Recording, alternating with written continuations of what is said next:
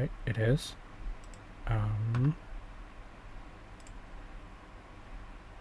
That's live. That's working.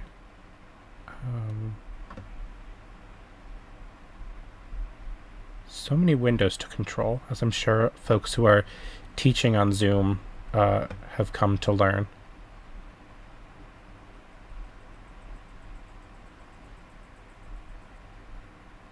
Where's the record? Up, here we go. This meeting is being recorded. There we go. All right. Meeting is being recorded. Everything is displaying properly, on my end at least. If other folks show up to the waiting room, Steph can admit them for the next couple minutes. But everyone mostly is here, it looks like, by the participant count, so I'm ready to get started. My name is Connor Walters. I am the vice president of the GSA.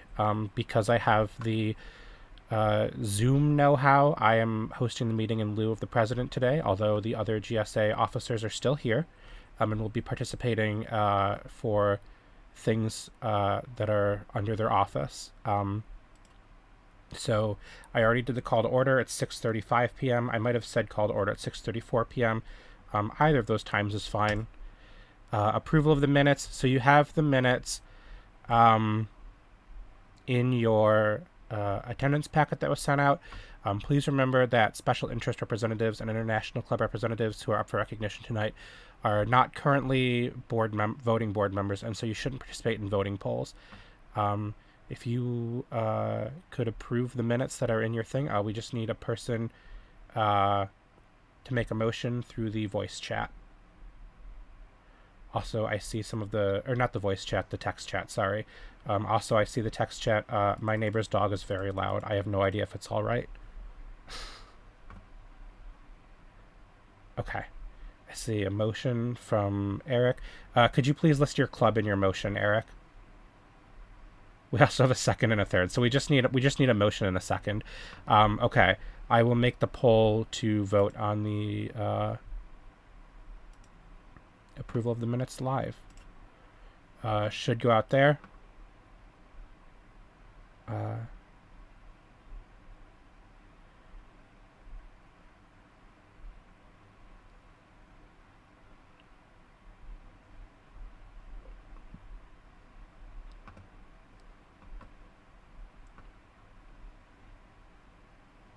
Right, it looks like 60 people have voted so far. I'm gonna give folks a few more folks time to get in.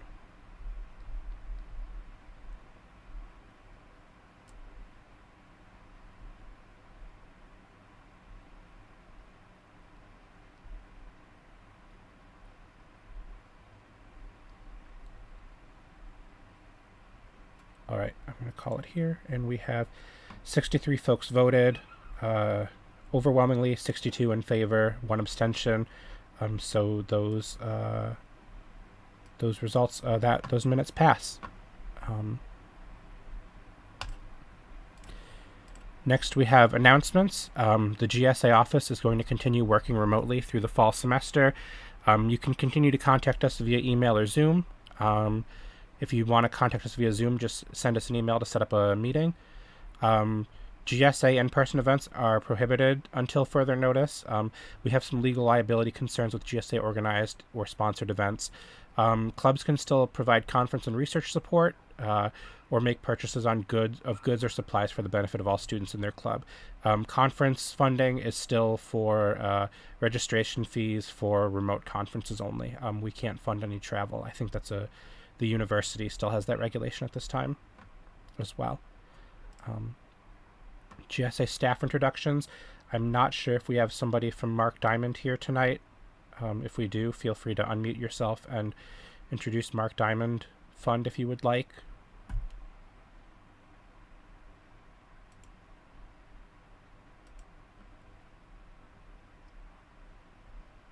All right. Well, in lieu of one of those folks, Jennifer Schechter and Braden Brown are our Mark Diamond Research Fund providers. This is the dissertation grant that is provided to students. We have 3 grant cycles every year. This year, applications are due on the 18th, 12th, and 21st of September, February, and May, respectively. So one per sort of, there's one for fall, one for winter, and one for spring. Spring, summer, really, for May. This is for your dissertation stage. So if you're in your dissertation stage, you can apply for grants corresponding to the numbers you see on screen. It's a really great opportunity, and so we really recommend that you do it. Do we have someone from editorial assistance who would like to give a spiel on editorial? Hey Connor, it's Hello. Sam. Hi everybody, I'm Samantha Schichtel Greenwood. I work with Courtney Daxbeck and Heister. We are the GSA editorial team. You can submit papers for free copy editing. I think we do a pretty good job, and I encourage you to use the service as much as you can. All right. Thank you so much. Yep. And so you can submit your papers at the link here. You can also find all of that stuff on our website at gsa.buffalo.edu, which redirects to now this ubwp.buffalo.edu/GSA. Either of those links are good, so feel free to use them and take advantage of our services. Courtney, would you like to talk about programming? Hello, everyone. For those who don't know me, I'm Courtney, and I'm the programming coordinator for GSA. Though we do have some limitations this semester on what we can provide to you in person, we are actively providing other alternatives to events that we used to have in the past. So this month, please look out for Tim Horton gift cards available over the next couple weeks and throughout the semester for you to go on your own, to get a coffee and a donut in place of previous Java Junctions. And we also have tickets to Hatchets and Hops coming out this month as well, where you can go on your own. So there is no liability concerns with GSA. In the future, we'll be having more events where you can just purchase vouchers to things to go on your own time and in a safe way that respects social distancing and COVID guidelines for all of the vendors. We're also working on gift cards to Chipotle and possibly Wegmans to replace South Campus Siesta, and working on a Becker Farms substitute where you could go on your own. So stay tuned for more information. Awesome. Thank you so much, Courtney. And then our professional staff. These are the people you would see if you walked into our office any other semester, but these last two, Gina and Stephanie. Steph, did you want to give a quick spiel? I don't really think it's necessary, but... Hi, I'm here if anybody needs help. Please email me. All right, sounds good. Their email addresses are on the slideshow here, so take note of them. Again, you'll find all this information on our website. We have the board meeting schedule attached in the packet. We don't know about in-person meetings in the spring semester. We're going to keep an eye on the COVID situation. And if, it becomes safe to start doing in-person meetings again, then the spring semester meetings we will start doing in person. But our Zoom meetings or our board meetings for this semester will be entirely online. Required board of director training. Part of your club activation packets, there is a requirement for an online board of director training before the next board meeting. Instructions are available on the GSA website. You get a certificate of completion afterwards. You can give them to Gina using Gina's email address. Our legal counsel, Josh Lippis, will be at the next session to do Q&A about the information and answer any questions if folks have them. Josh, was there anything else you wanted to say about the training? I think Josh might have left. Sorry, I had to you're there. unmute myself. Sorry. Only that it's a valuable program. It's pretty basic, but it will give you an understanding of being on a not-for-profit board, and it has value beyond just the GSA. It will give you information about sitting on other boards in the future or boards you might be sitting on right now. Perfect. Thank you so much. I have a question. Yep. What's the question? Training that we completed last year, right? You did complete a training last year. You'll have to do it again this year, I believe. Okay, that was my question. Thank you. Okay. Yep, no problem. I think Courtney already talked about this programming that was coming up, but it's here again in print for you.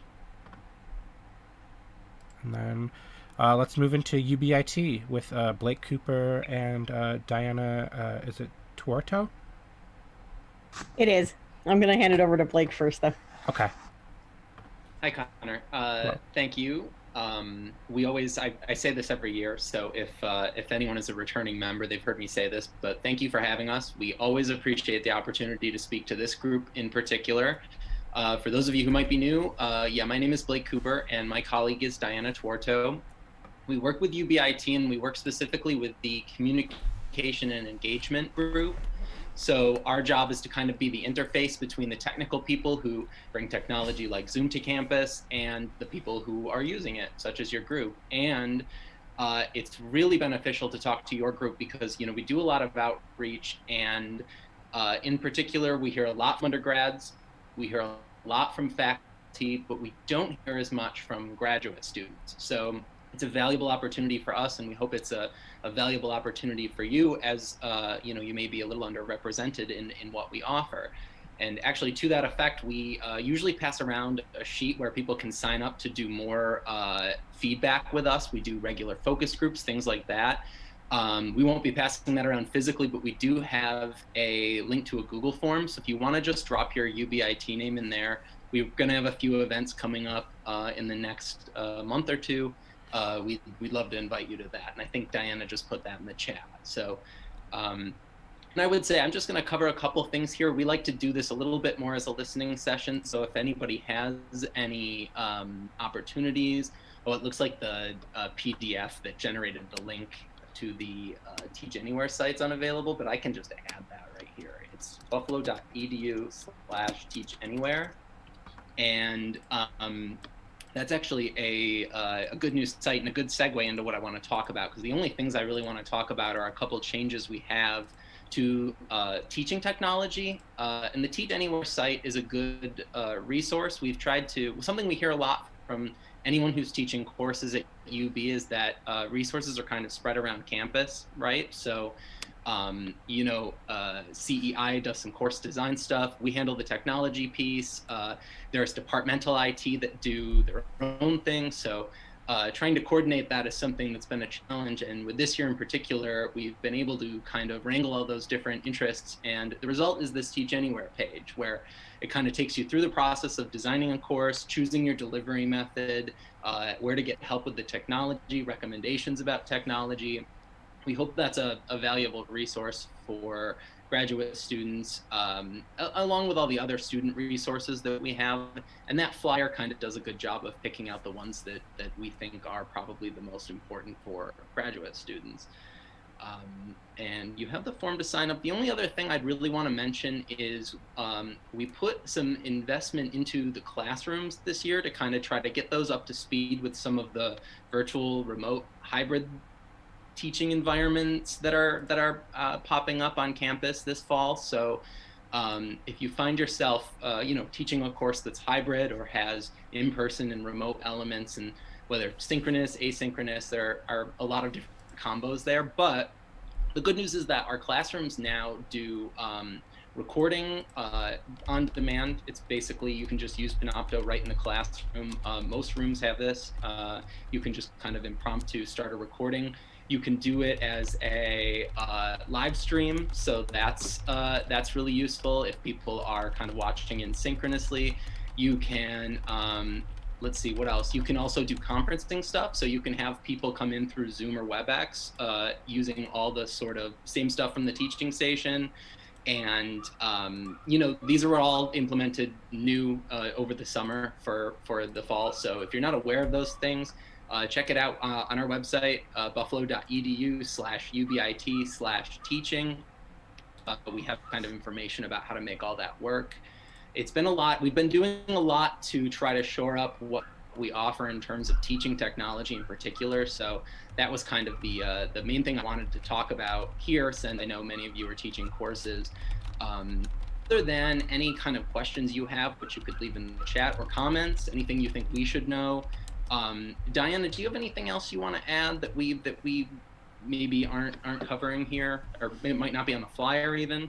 What do you think? Sure. I'm trying to think of anything. There Put you is. on the spot. Oh, no problem. So there's the libraries and UBIT are offering a very limited number of web cameras for rentals. So for those of you that are instructors, you can actually take advantage of those. There's information on the UBIT website about that. If you go to our main buffalo.edu/UBIT, there's in the carousel, I think there's information on that as well.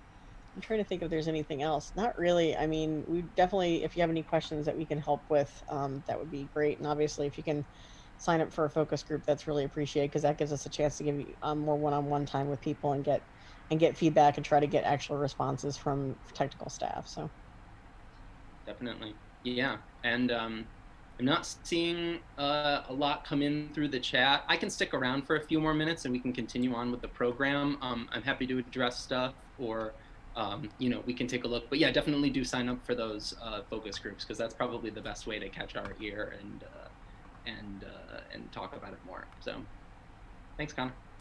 All right. Thank you so much, Blake and Diana. Next, we have Lawrence Mullen from the Living Stipend Movement. Lawrence, are you able to unmute yourself? Yep.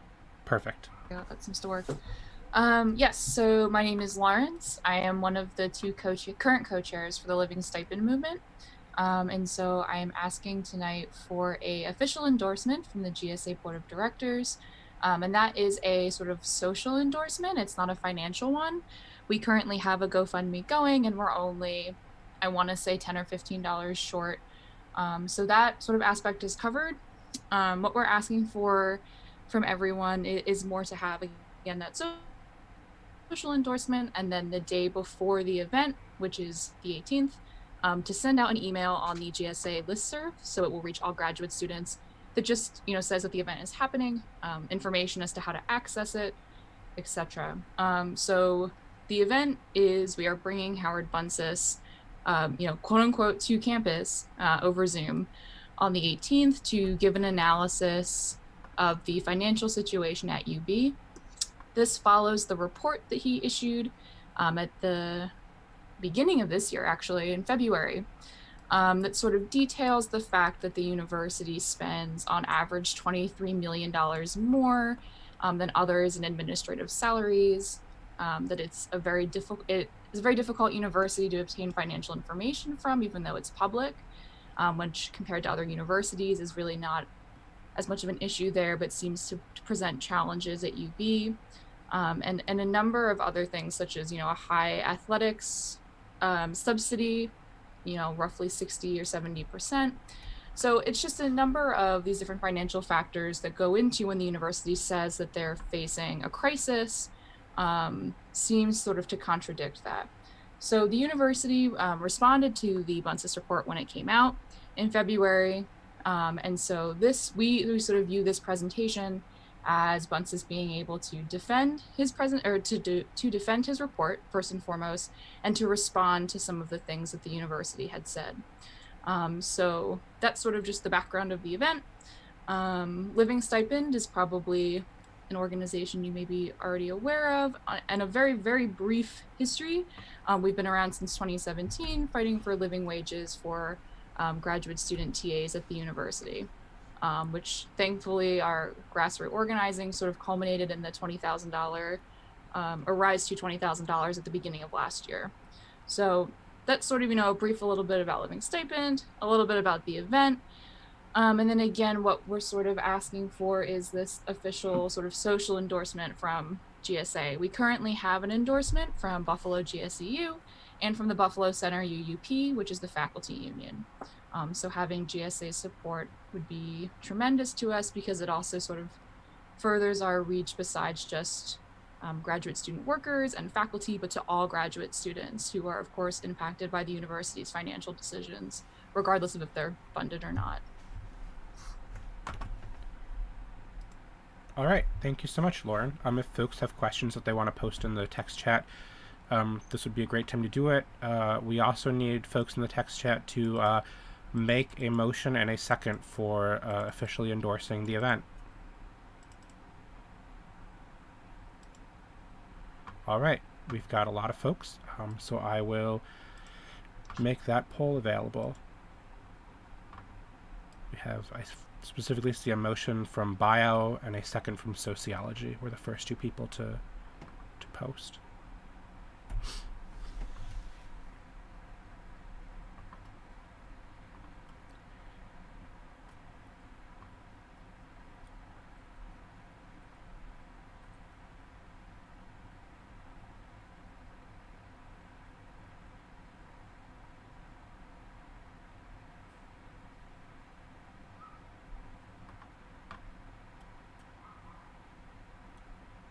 Alrighty, I will now end the polling and share the results. So as you can see, we had 60 in favor, 1 opposed, and 2 abstaining, and so the motion passes. So we will definitely, we are endorsing the event, and we will make sure to send that email out the day before. Thank you so much for your time, Lawrence. Thank you. No problem. Let's see. Moving into the report of the president. Jay, are you there?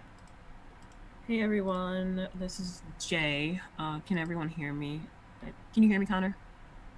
Yes, I can. Okay, so I'm just here to talk about the whistleblower policy and conflict of interest policy. Those were included with the package you received today. So verification of receipt of these policies by all board members will need to be received by the end of, or by the October board meeting. We will email this out with the next meeting agenda. I know I'm off camera right now, but you'll see me later for the election section. That's it. All right. Thank you, Jay. Report of the vice president. We have these mandatory officer training meetings. They are for all club presidents and treasurers required. These are the dates. If you've registered or if you've sort of made your office position known to the GSA, so if you've sent in that paperwork, you've been made aware of these dates. You choose one. There's Zoom information in the packet that we have sent out to folks who are who are registered as officers. You choose one of these dates to show up at, and just like one of these, just like this meeting, your attendance is automatically taken, and then we will compare that against the list and make sure that you have shown up and stayed for the whole thing. They're like 90-minute meetings, and they will be held entirely on Zoom. And so I hope to see those of you there who need to be there. Report of the treasurer. Josh Joseph, are you here? I'm here. Good evening. Cool. So, first official report of the treasurer for the school year. Obviously, we need to revisit our approved budget that we approved last spring, just to see where we're at with enrollment, if it's not met. Just to make sure if we have to, issue any additional refunds to SUNY. We did that in the spring, so we haven't heard anything yet, but if we do, we'll have to act upon that and put it to the board for a vote. Also, the finance committee is going to review the situation, and we'll present any proposed changes to the board for approval. We meet, just in case anybody doesn't know, the finance committee, we met last Wednesday. We didn't have much to go over, but we discussed this topic. And also, we meet the last Wednesday of the month, and the board of directors is the first Wednesday of the month. So just in case anybody knew. All right, go to the next slide. All right, so funding account balances. We didn't have any requests for funding for the month, obviously, because people can't really do much.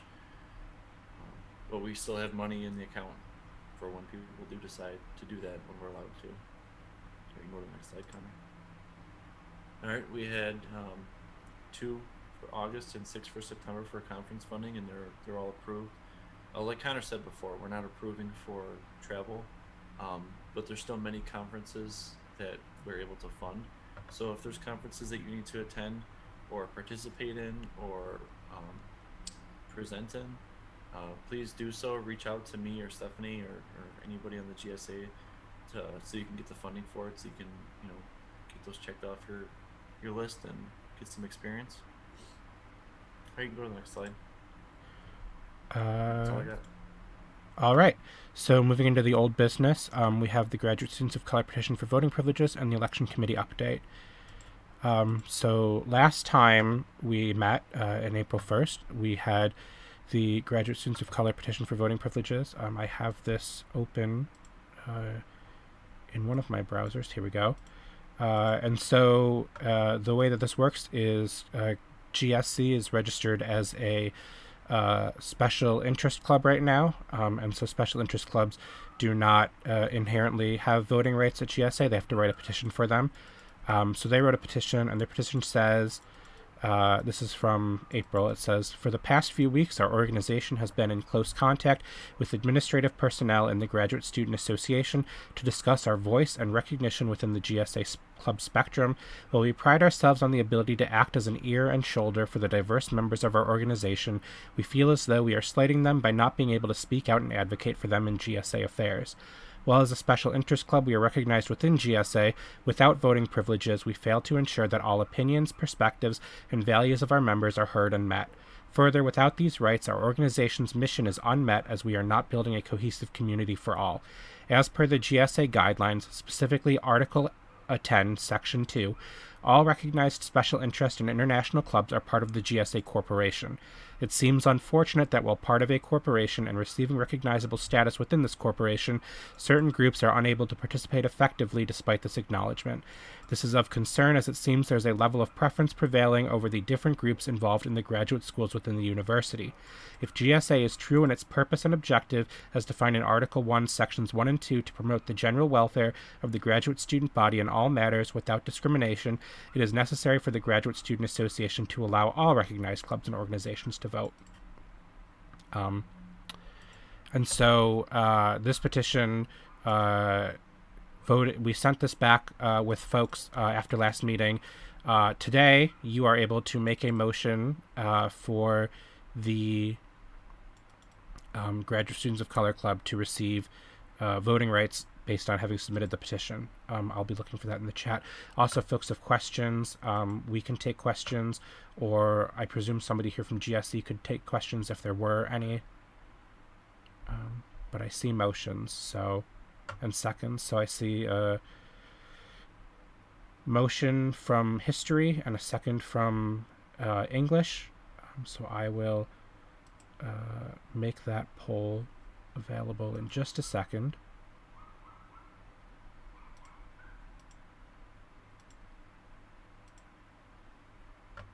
All right, it is now available for you.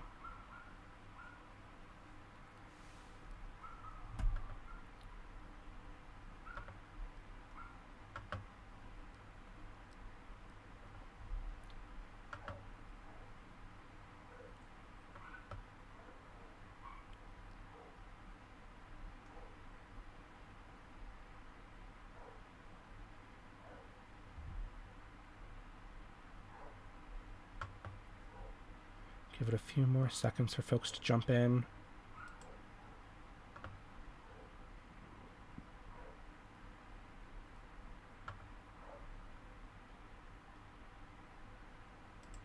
All right, so as you can see, we had 61 in favor, 2 abstained. So the Graduate Students of Color Club now has voting privileges. I think, Steph, correct me if I'm wrong, that starts as of the next meeting, or We haven't had this happen in a while, but I suppose if they wanted to start voting immediately, they could, but I don't believe there's anybody representing the group tonight, so we'll just have it start next time. Okay, sounds good. If nobody signed in to represent the group specifically, then next time, that works for me. Let's see. Next, we have the election committee update. Do we have someone from election committee?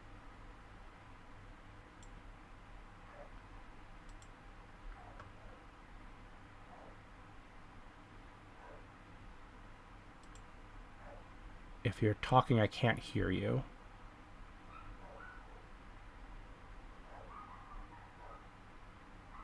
All right. Well, the main election committee update I can give then is that we are voting tonight on the approval of the ballot. So this is the specific language and ordering and format that will go live next week when we have our official elections and referendums. Those will be online as they always have been. There's also going to be a period later tonight for candidate statements and Q&A. This is what the ballot looks like, so you can all see it. It's pretty standard. It's just the 3 candidates, 1 each for president, vice president, and treasurer, and then a choice for the graduate student activity or the Graduate Student Association / student activity fee to be either mandatory or voluntary. Do we have a motion to approve the ballot?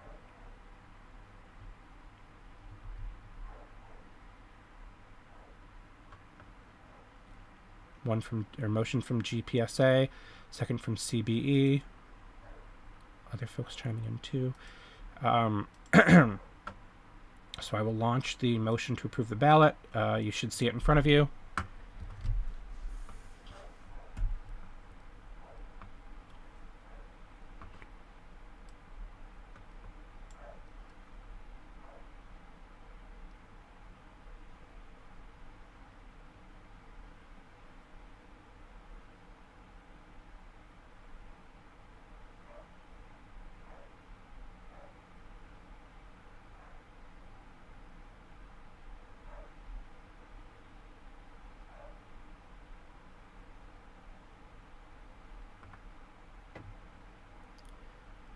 Right.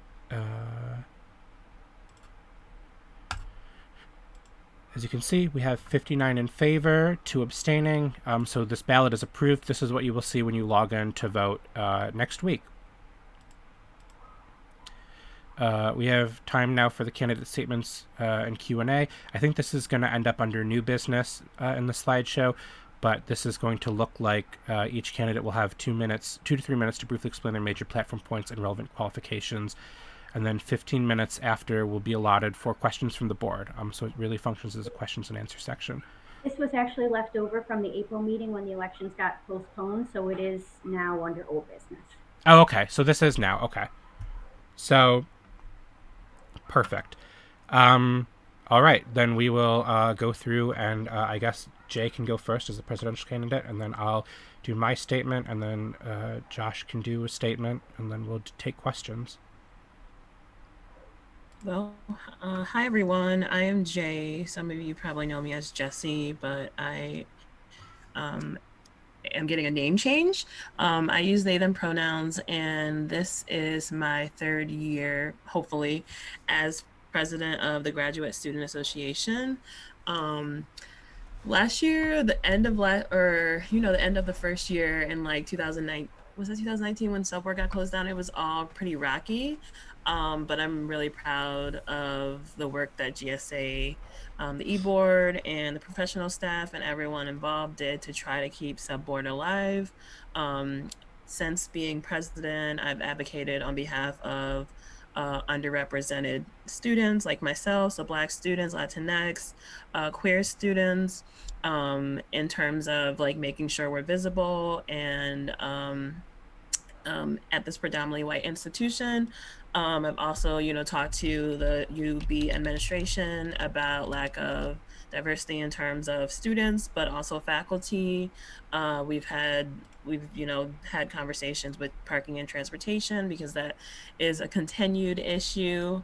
And then always, being on the UB administration's ass about the ridiculous, fees and stuff like that we get charged every year. So I hope to continue doing that, and I hope to continue being the voice of graduate students along with the rest of the e-board. I really appreciate you all continuing to electing me the past 2 years, and I hope to continue doing this job this coming academic year. Thank you. All right. Thank you so much, Jay. Let's see. I will give my statement now. Let me turn my video back on. Hi, folks. I'm Connor Walters. I also use they, them pronouns. I am the vice president for GSA currently. I have been the vice president for a couple of years now. This is a few years, actually. It's been, I think, 3. I have been with GSA since I started grad school. I started right as a senator because we were still using the Senate system then, instead of being independently incorporated with the board of directors. And I really enjoyed it as an organization. It's been a really fantastic way to get to know graduate students from all over the university. And it's also been a great way to really help engage students in their passions. As vice president, my job is mainly overseeing club-related things. So when people are trying to register a new club, it's my job to help out with that. When people are trying to, when there are disputes inside clubs, I have to step in and help with that and help resolve those.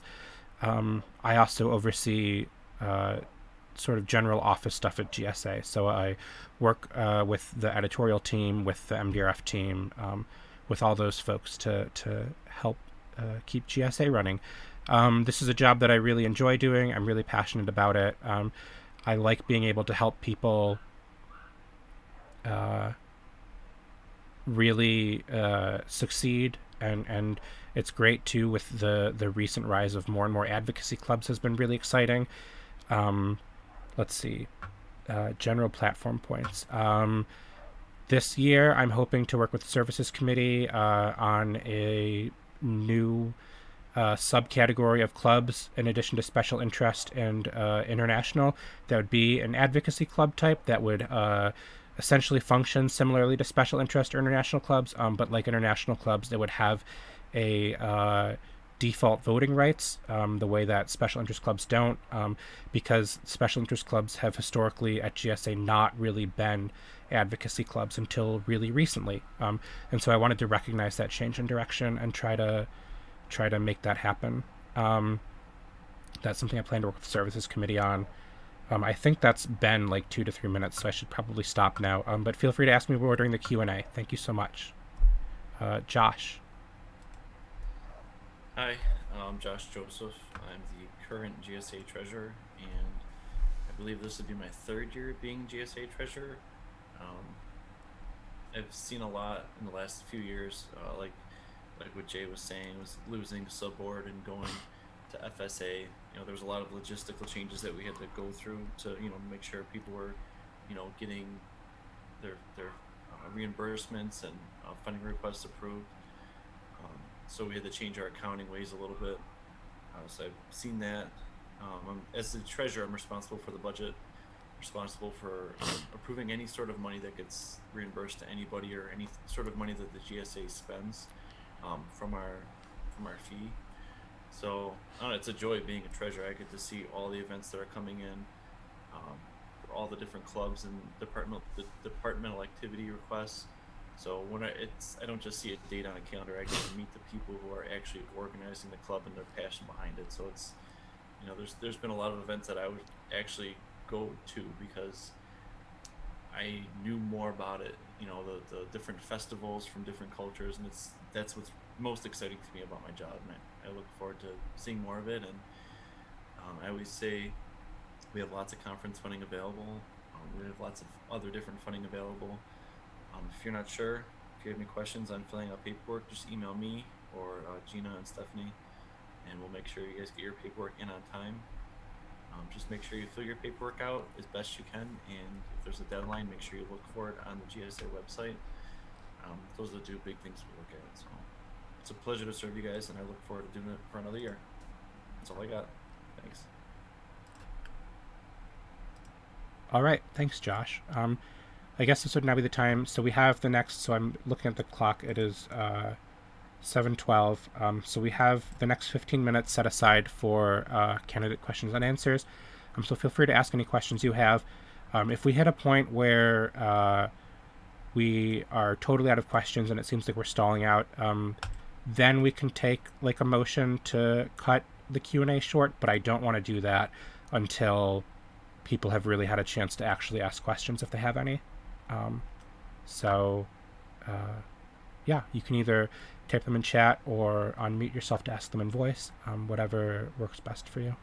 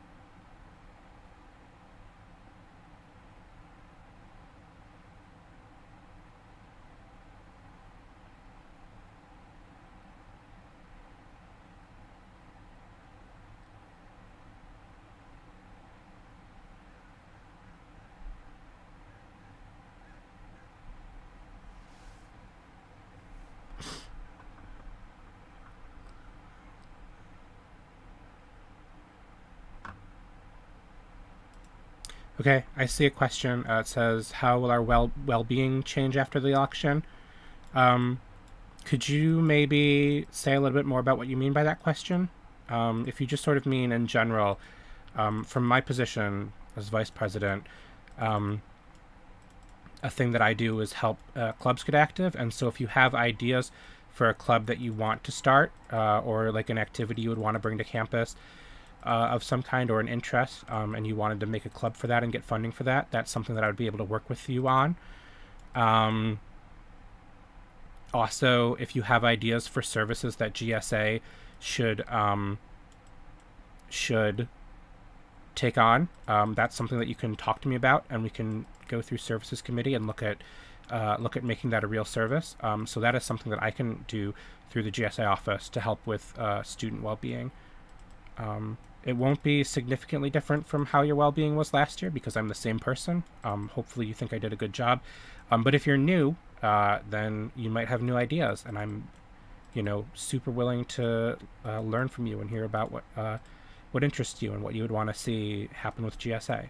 So that is my spiel of how your well-being will change regarding my role as vice president. I can make a comment. In terms of like my role as president, I am typically the person that is in the meetings.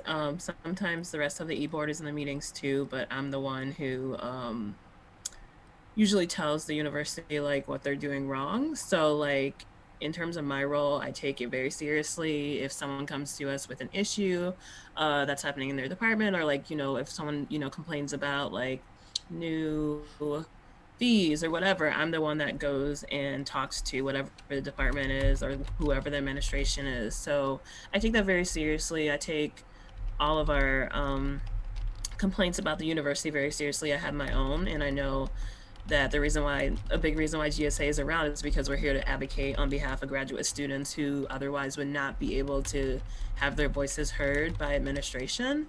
So I take that pretty seriously in my role, and I work with the rest of the e-board to take whatever complaints or grievances or whatever we have or whatever you may have against the university to administration. It doesn't always happen that they fix it. Actually, a lot of times they don't, but we definitely give them a hard time about it.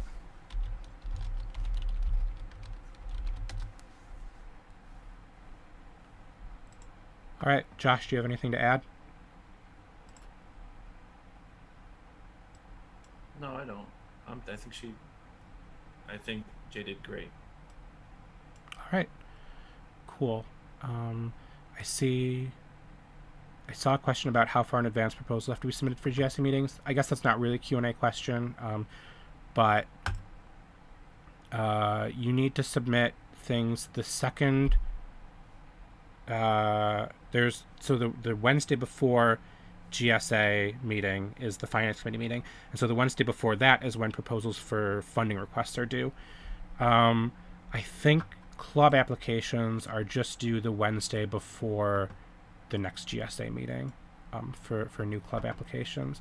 And then if you're asking about new GSA services, you can come to me with those at any time, and I am happy to sort of run those through the services committee process. Those deadlines are for having them considered at the next meeting. So you can always submit things sooner, and in fact, it's usually a good idea to submit things early. Awesome. Question says, what are the major changes are you looking to implement in GSA next year? I mentioned for me, I should say, does anybody else want to comment on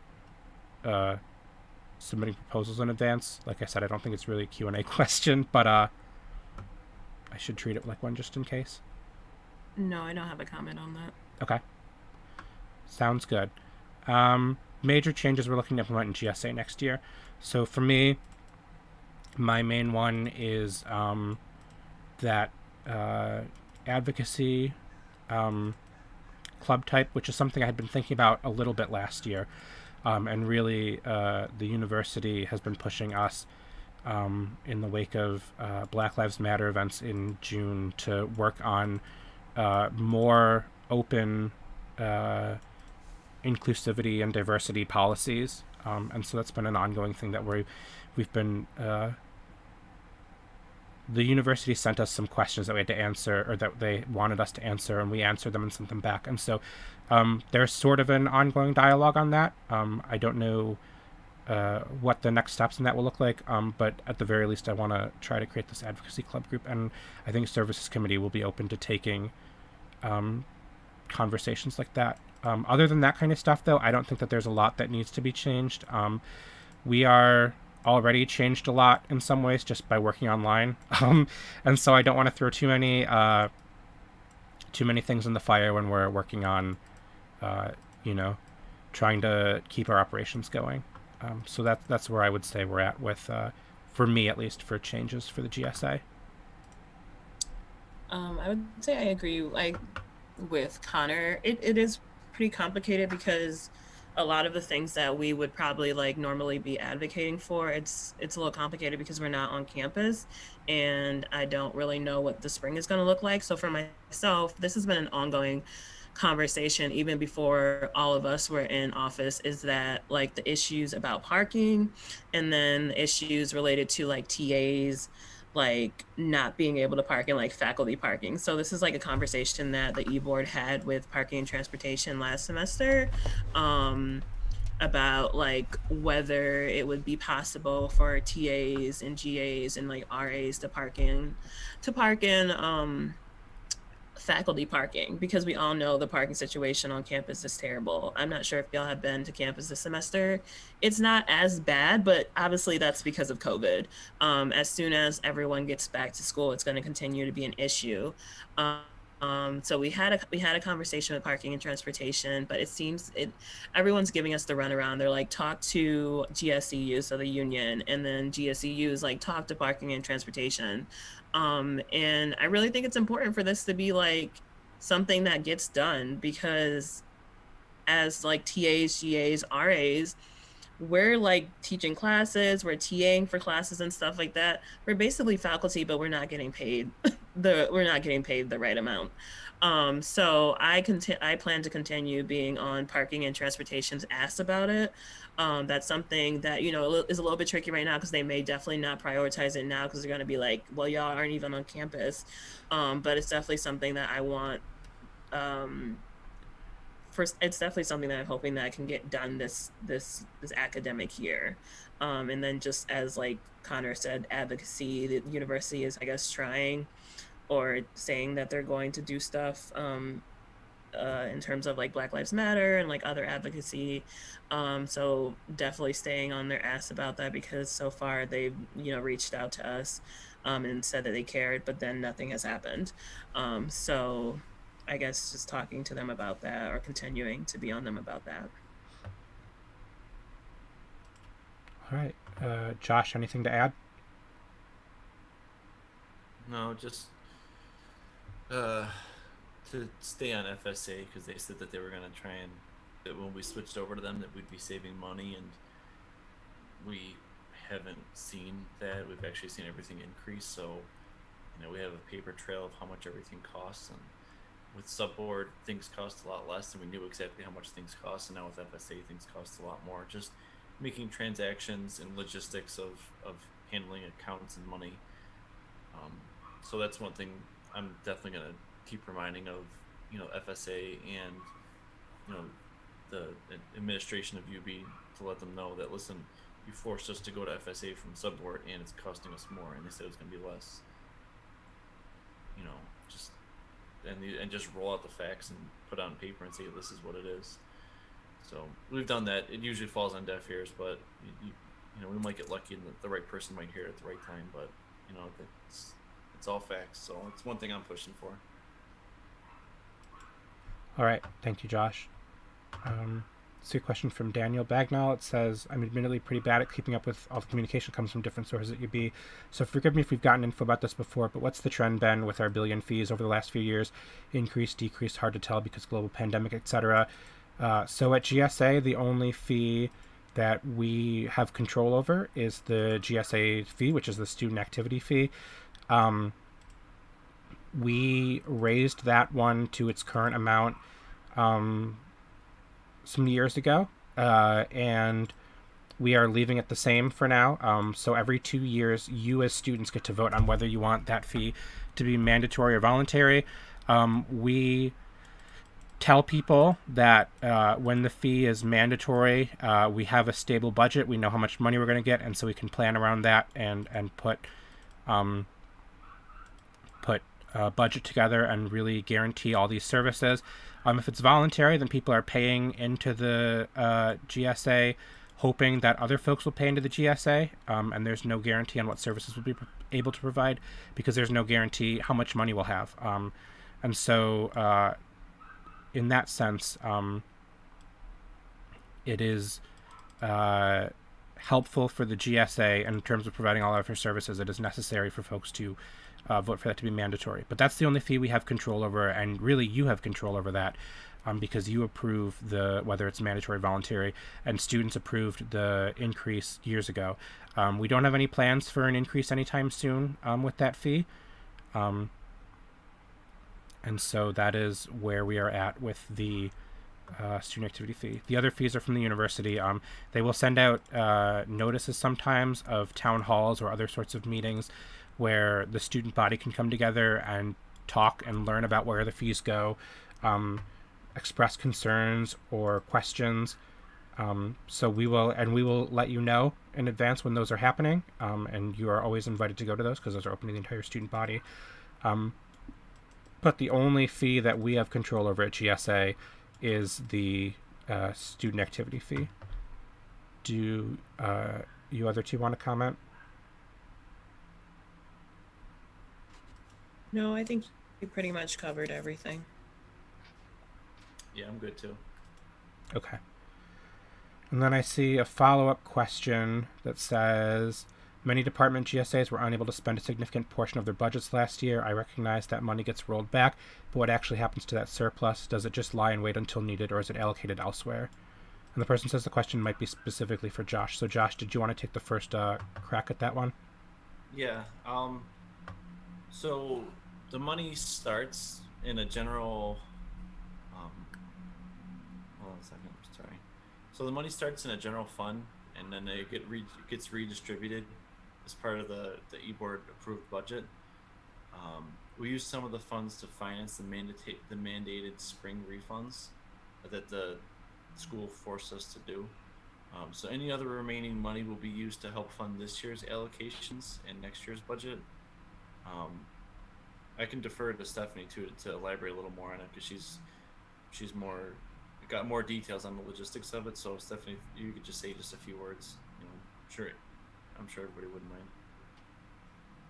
Yeah, so a lot of the money, like Josh mentioned, did get used to help finance some of the spring refunds. As you guys know, the board approves the budget each year. So we start with the amount of money that we think we're going to collect in fees. That's always just an estimate anyway. If enrollment varies or anything along those lines, if we don't hit the numbers that we're expecting, then obviously we don't hit our anticipated revenues. There probably will be a little bit of a surplus, not as much as people may think, just because club budgets are not the largest expense that we have in our budget. Most of it is still conference funding, Mark Diamond funding, and all the other services that we continued to fund throughout the pandemic, even though we are still working remotely. So anything that is left over as part of that departmental surplus, though, will get redistributed, will be factored in when we calculate the budgets for next year. At this point in time, we really can't count on there being any money because we're still not exactly sure what's going to be happening moving forward with the fall semester and the spring semester. So. Thanks, Stephanie. Yep. So that kind of Anybody have any other specific questions? I want to make sure I'm answering that because I know that's a major concern for people. The good thing is it's never lost to students. It always stays within the GSA. It does not go to the university. You will always have control of that money.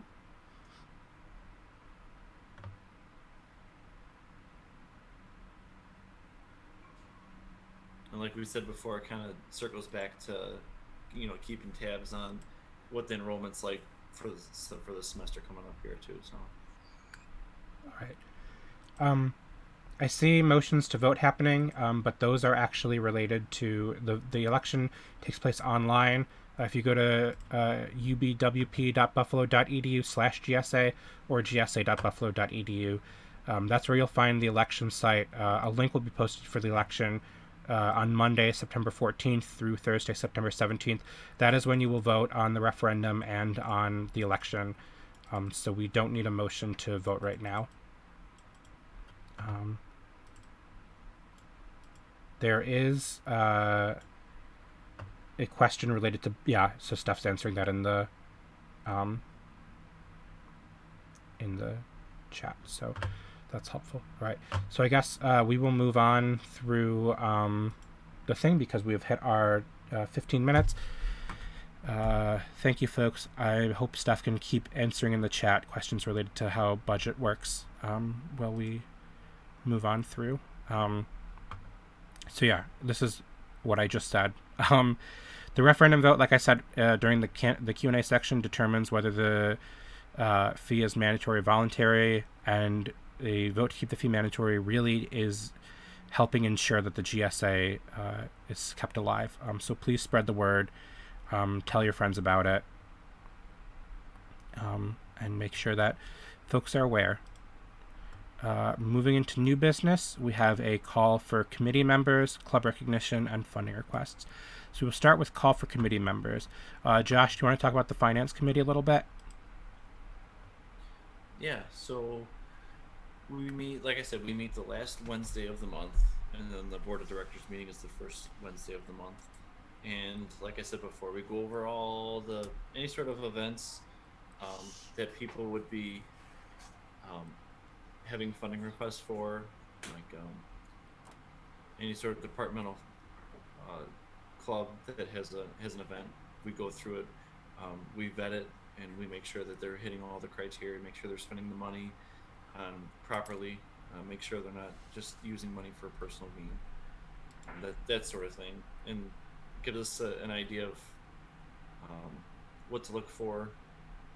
And most of the events are yearly, and then we get to see all the scholarly publications too, all the things that get published.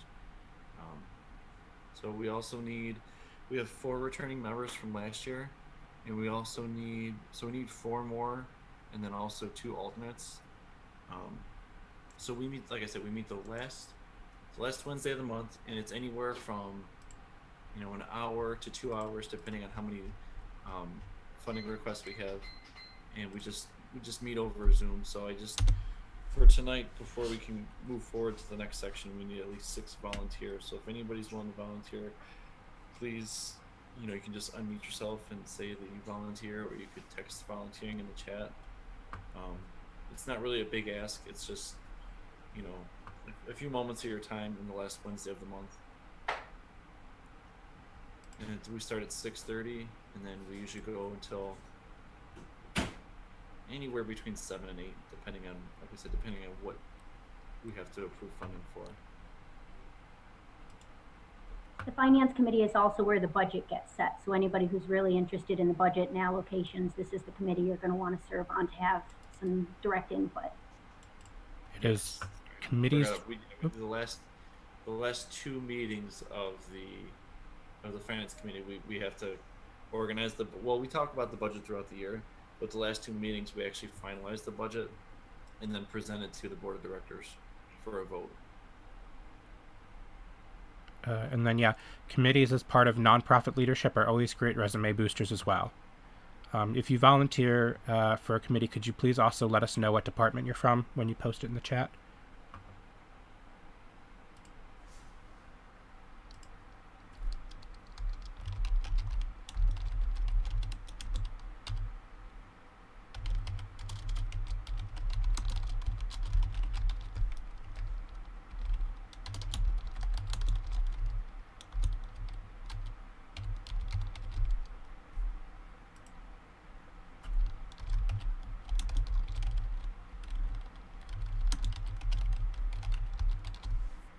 All right, 3 more main folks and 1 more alternate.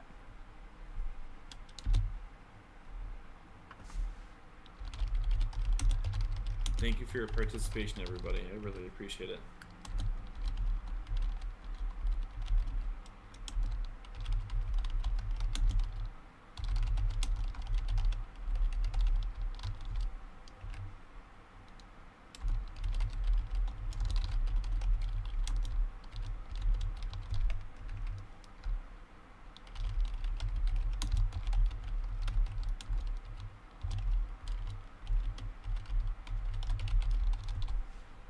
All right, perfect. We have a full committee.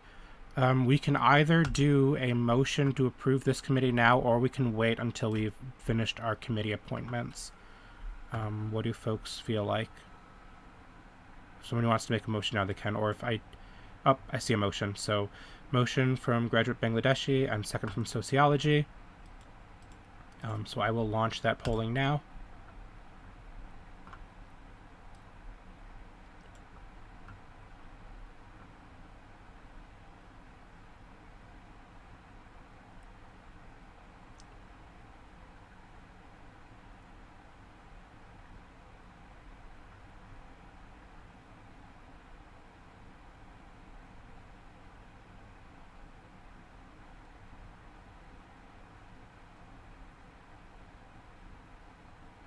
Need a few more people to vote.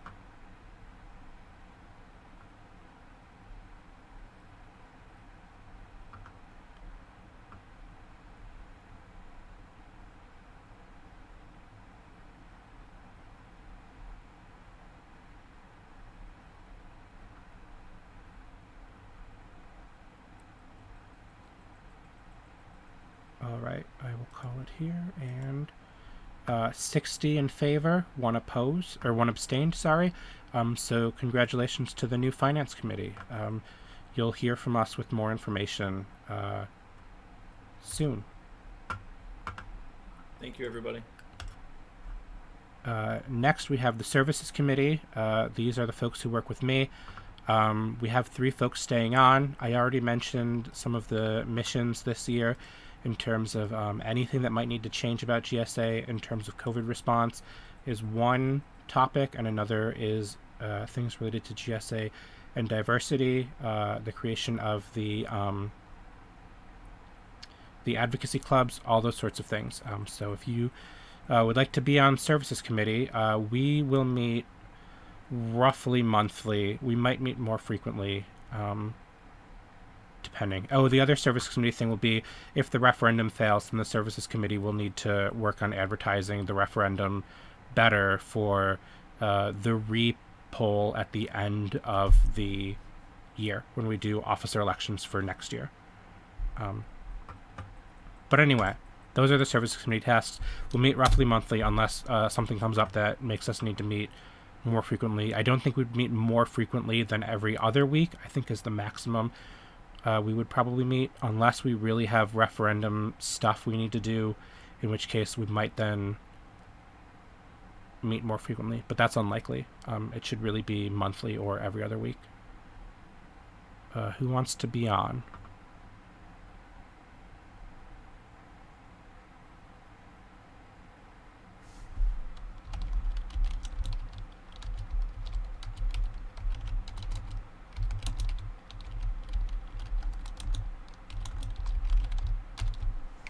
One more.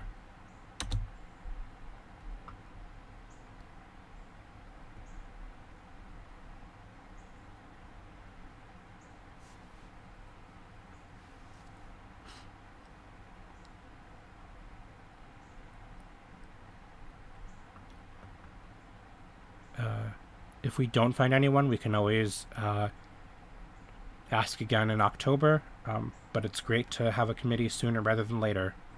So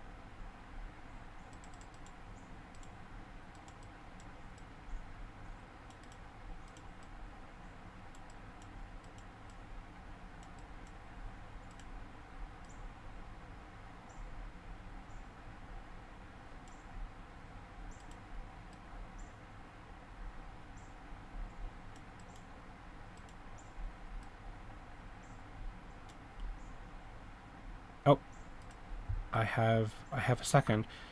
Somebody also asked what time day we normally meet. Services Committee doesn't have a set time day. I would probably use Wednesday nights because that seems to be when everybody's already available, but there's no set time for us to meet, and so we could organize around what works best for people who join. But it looks like we have Morgan Worley from Exercise Nutrition. All right, that is a Services Committee. Could we have a motion to approve the Services Committee? Motion from English. Second from Sociology.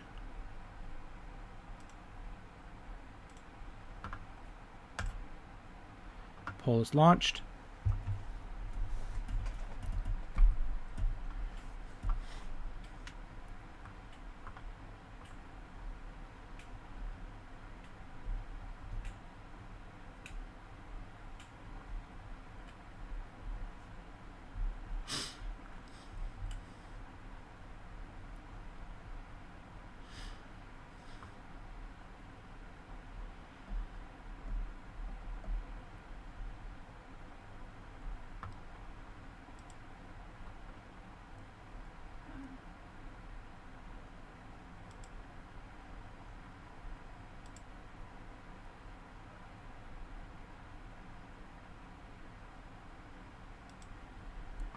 Give time for a few more folks to jump in and vote.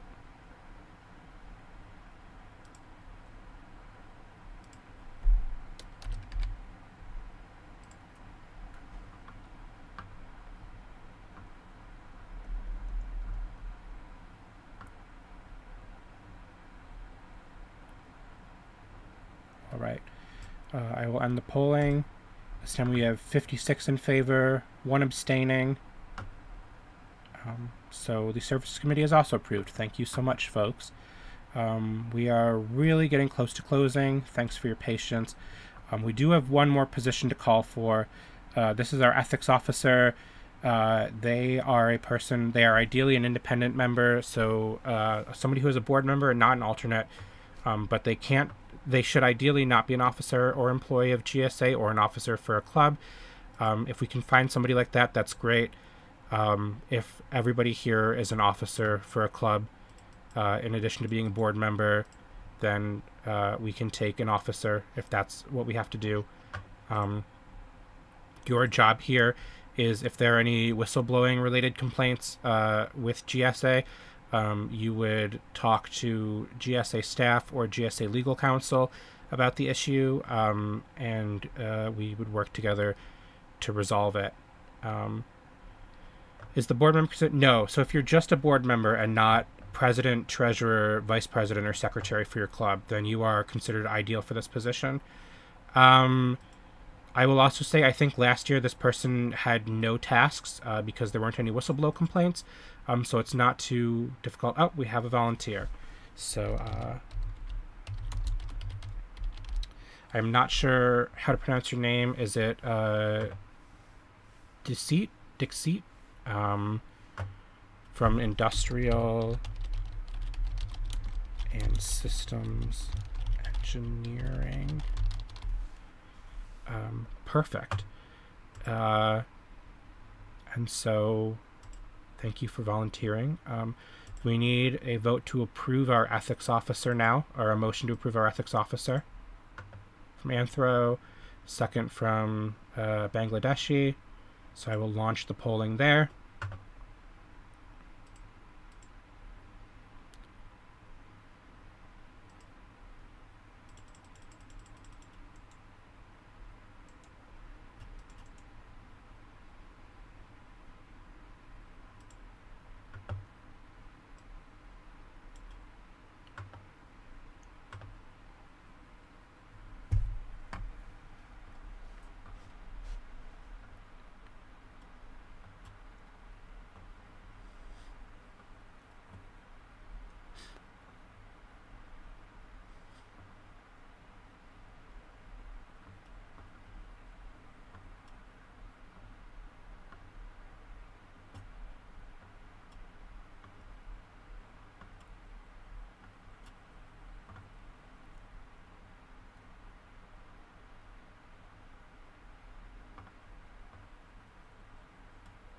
All right.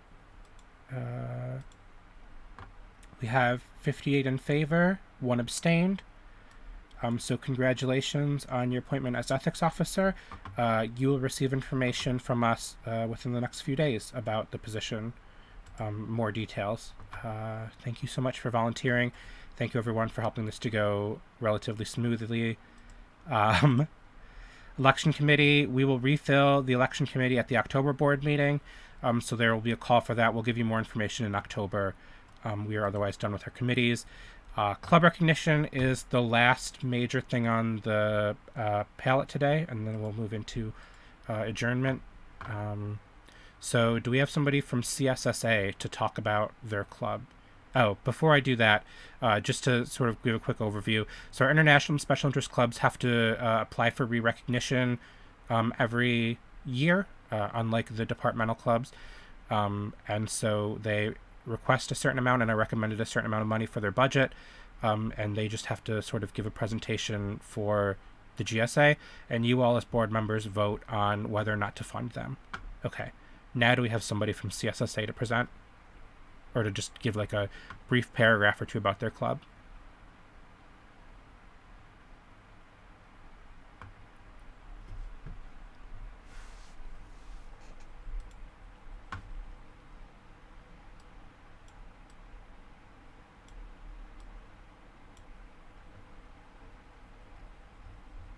Are you there, CSSC person?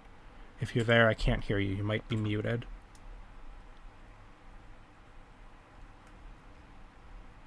If you have to post a paragraph in the voice chat, we can, or in the text chat, I mean, that's also allowable. If for whatever reason you can't speak on mic.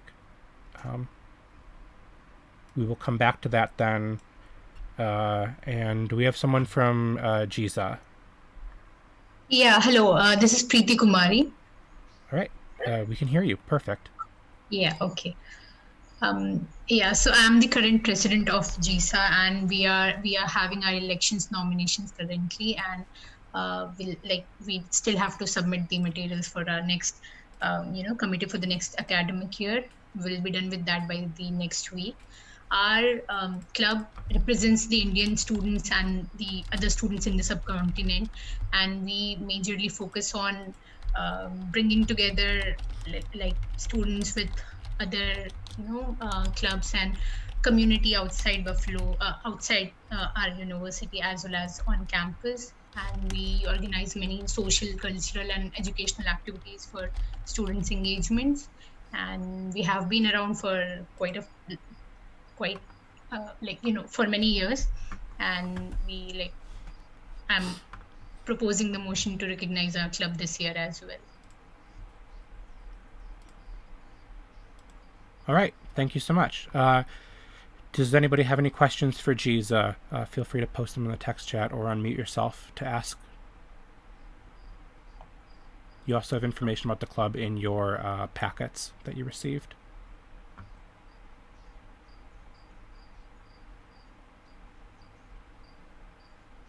All right. It sounds like you are good, Preeti. Thank you. No problem.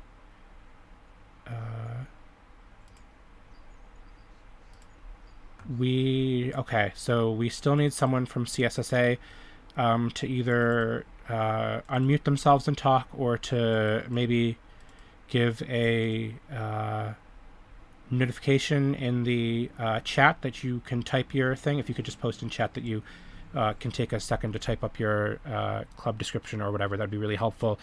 We do need someone to do some level up. Here we go. So we do have Hong Yu in the chat saying that they're president of Chinese CSSA, that the group is here to help and hear from Chinese students and scholars. All right, so that is their club intro. That is what they do. If folks have any questions for CSSA, feel free to ask them.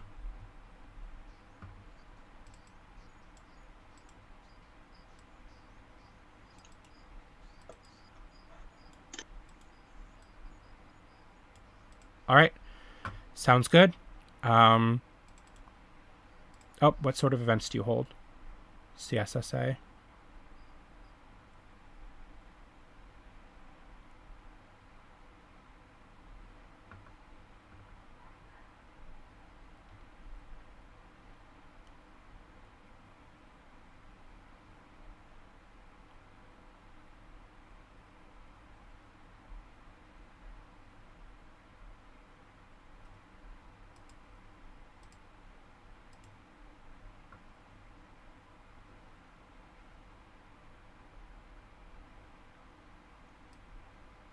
There was a brief description of all the clubs in the packets as well.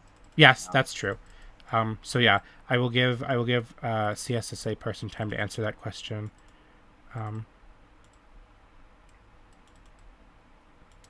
We also had Josh Lippis. Is Josh Lippis still here? I believe he had to leave. Okay. But we can send something directly to the ethics person. Okay. Yeah, we will send you information directly as the ethics officer. If you look at that information and decide that you don't want to do it anymore, that's totally fine. No hard feelings. So we will send that to you. All right. Thank you. And so we got an answer about CSSA for this semester. They're hoping to have an online mid-autumn festival gala. Awesome. You can continue asking questions in chat maybe, but I would like to push through and ask for a motion to approve our CSSA and GISA at the recommended amounts. Okay, I see a motion from English, and it looks like a second from chemistry. Poll is active.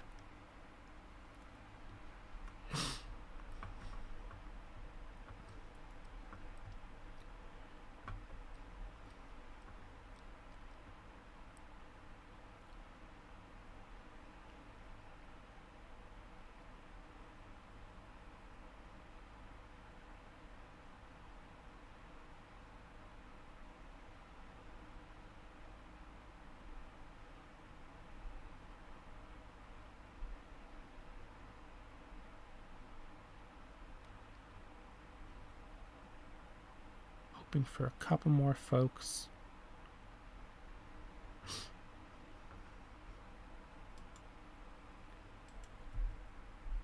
There's a question, why are both international clubs listed in one motion? The people who made the motion could have motioned to approve them separately. They don't have to. A lot of times to make motions go faster, folks will motion to vote on multiple things at once. If you are out there and you have a concern with one club but not the other, you are welcome to vote opposed to this motion, and then we would re-motion for approving just one of the clubs at a time. That is why both international clubs are listed in one motion. It looks like, though, we have in favor 59 and 2 abstained.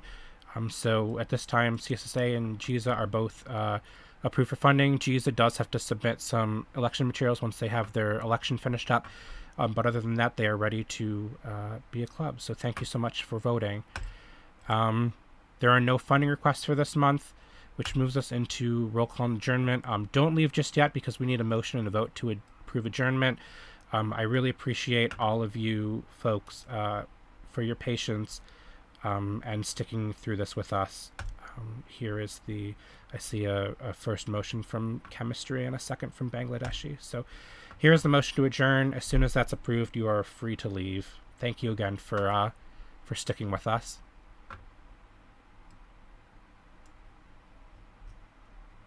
We do need people to vote on it. Oh, I clicked share the results, sorry.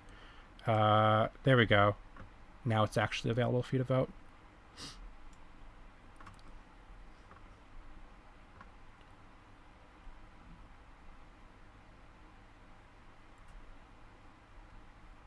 All right, folks. That is 57 in favor, 1 opposed. Thank you again for your time, for your participation. It was lovely to see so many familiar and new names in the chat. Have a lovely rest of your evening, and see you in October.